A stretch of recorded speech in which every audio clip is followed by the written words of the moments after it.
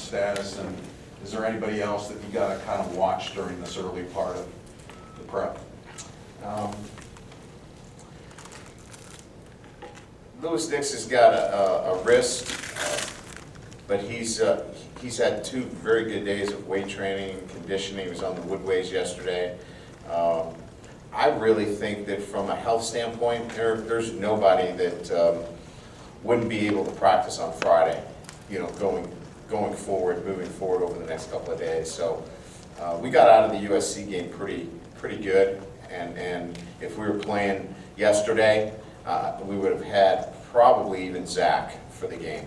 We kept him in the boot for 5 days in total. Responded very well to that.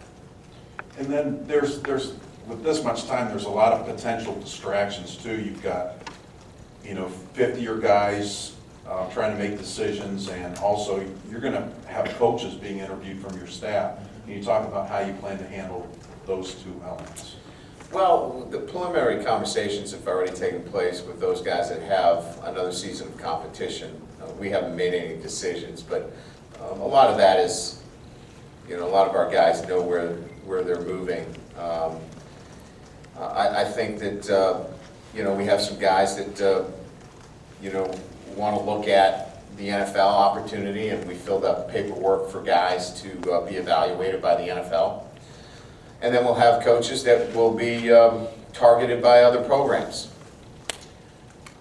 That's a good thing, all 3 of those things. That means good things are happening in your program. Those are the kind of problems that I want to be able to deal with on a day-to-day basis, because that means that you're developing your program in a manner that is putting you in a position to compete for championships. So those are all things that the real good programs have to deal with, and we'll deal with them appropriately in the same manner. Just the last little follow-up, can you share who the guys are that are going to submit the paperwork? No, I'd rather not do that publicly. I think that it's pretty self-explanatory. I think when you're talking about guys that really feel like, or we feel like, this is a two-way street. It's not just them. It's I think we need to do it as well, and making sure that these guys know where they stand. Right. When you're preparing for a game and a team, I'm sure history doesn't play into it, and certainly the 20-year-old kids don't think about it. But as a football guy, can you take a minute and step back and look just at these 2 teams being on the same field for a national championship? Iconic, two great programs with great tradition.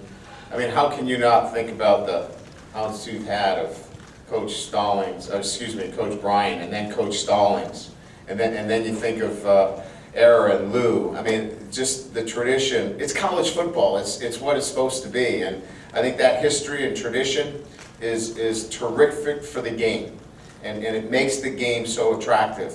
But for me, it's still about the process. It's still about, I want to be the best team on Monday, January 7th. So that's my focus. But there's no mistaking the history and tradition, and it's good for college football. One other thing is